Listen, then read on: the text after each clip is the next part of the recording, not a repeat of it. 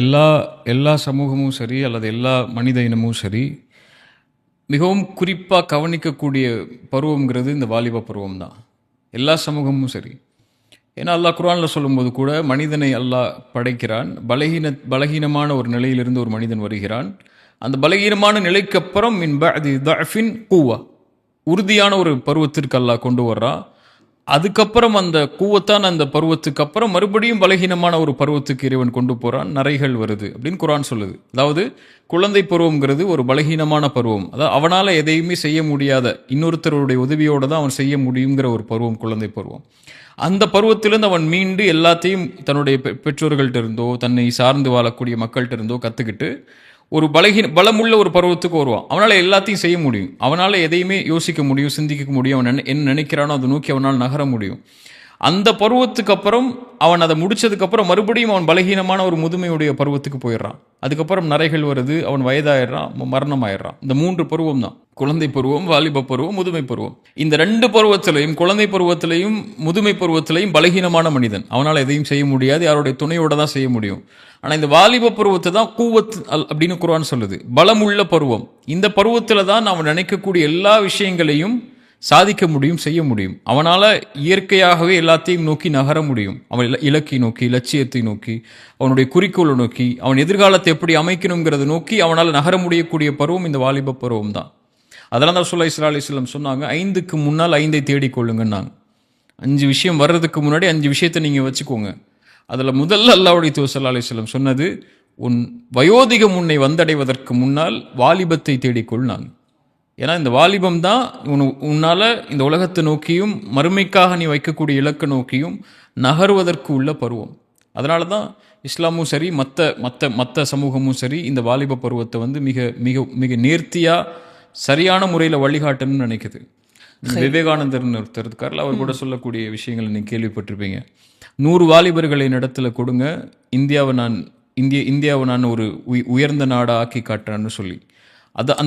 அந்த பருவத்துடைய சக்தியும் அந்த பருவம் இருக்கக்கூடிய மனிதர்கள் ஒன்று சேரும் போது இருக்கக்கூடிய சக்தியும் மிக பலமானது.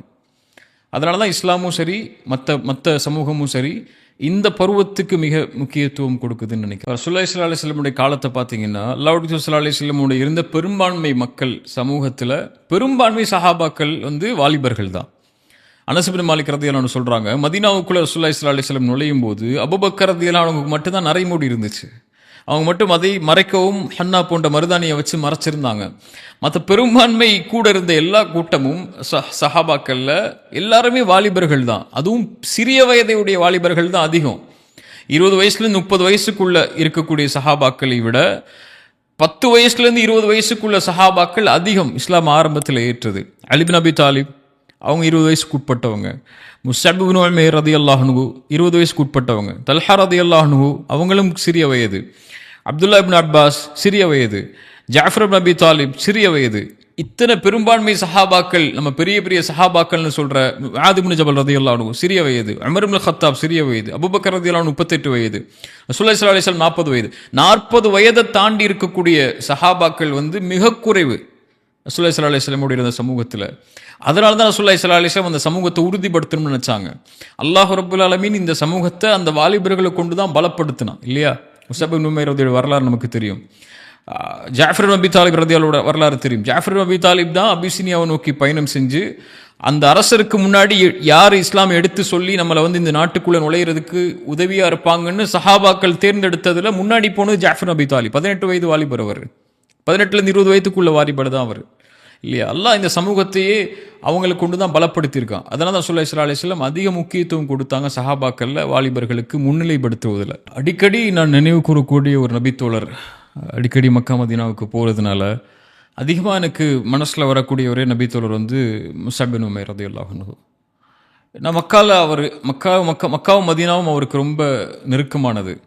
ஏன்னு சொன்னால் மக்காவுடைய ஆரம்ப கால அழைப்பு பணியில் இஸ்லாமை ஏற்றுக்கொண்ட மக்காவுடைய செல்வந்தர்களுடைய குடும்பத்தில் இருந்து வந்த ஒரு முஸ்அப் இல்லையா? அவங்களுக்கு கேள்விப்பட்டிருப்பீங்க. முஸ்அப் உடைய செல்வத்தை நீங்கள் பாதியாக்கி மக்கால இருக்கக்கூடிய பலருடைய செல்வத்தை ஒன்று சேர்த்தாலும் ஈடாகாது.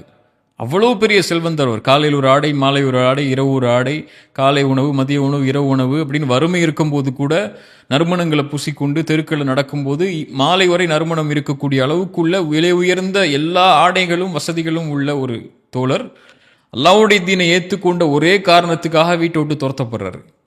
அம்மா வந்து போயிருன்னுறாங்க. அபிசீனியாவுக்கு ஹிஜ்ரத் போகிறாரு, திரும்பி வர்றாரு. அவங்க அம்மாவை பார்க்காம ரசூலுல்லாஹி ஸல்லல்லாஹு அலைஹி வஸல்லம் பார்க்க போகிறாங்க.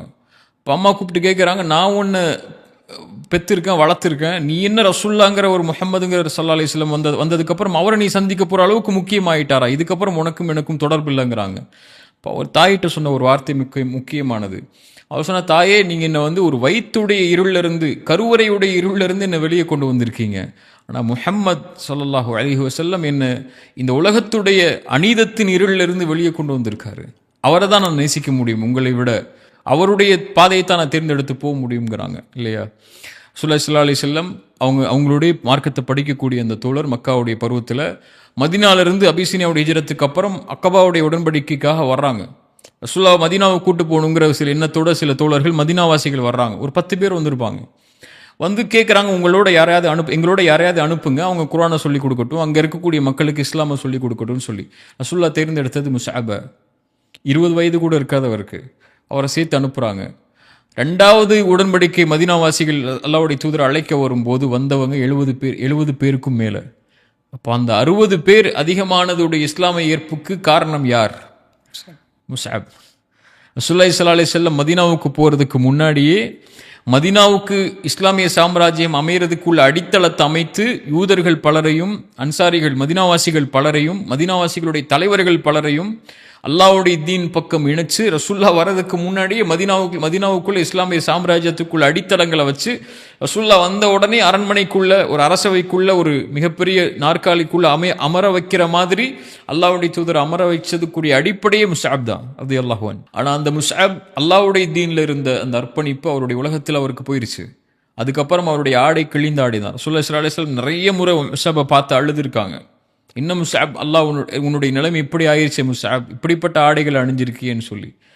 அந்த முஸ்அப் மதீனாவுக்கு உள்ள அந்த இஸ்லாமிய ஏற்புக்கு எல்லாத்துக்கும் காரணமாகி உஹதுடைய போர்க்களத்தில் மரணமாகிறார். ரசூலுல்லாஹி ஸல்லல்லாஹு அலைஹி வஸல்லமுக்கு முன்னாடி முஸ்அபுடைய ஜனாசா கொண்டு வரப்படுது. தேம்பி அல்லாஹ்வுடைய தூதர் அழுகிறாங்க ஹம்சாவுடைய ஜனாசாவுக்கு அப்புறம். ஏன்னா முஸ்அபோடு அல்லாஹ்வுடைய தூதருக்கு இருந்த நெருக்கம் அவ்வளவு நெருக்கம். அதுவும் ரசூலுல்லாஹி ஸல்லல்லாஹு அலைஹி வஸல்லமுடைய தோற்றத்தை ஒத்த தோற்றம் மாதிரியே இருப்பார் முஸ்அப். அதனால உஹதுல முஸ்அபுடைய மரணத்தை பார்த்து காஃபிர்கள் வந்து ரசூலுல்லாஹ் மரணம் ஆயிட்டாங்கன்னாங்க இல்லையா. ரசூலுல்லாஹ் பாதுகாக்கிறதுக்காகவே கொடி எடுத்துட்டு வேகமாக வெளியே ஓடி மரணமான ஷஹீதான சஹாபி அவர். அவருடைய ஜனாசா கொண்டு வரப்படுது. அவருடைய ஜனாசாவை அடக்கம் செய்கிறதுக்காக கஃபன் போடுறாங்க.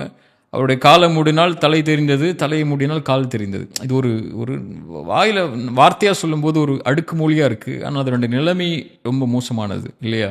எப்படி செல்வந்தவராக வாழ்ந்தவர் அல்லாஹ்வுடைய தீனை ஏற்றுக்கொண்ட ஒரே காரணத்துக்காக ஒரு நிலைமை முழுவதுமாக தலைகீழாக மாறிடுது.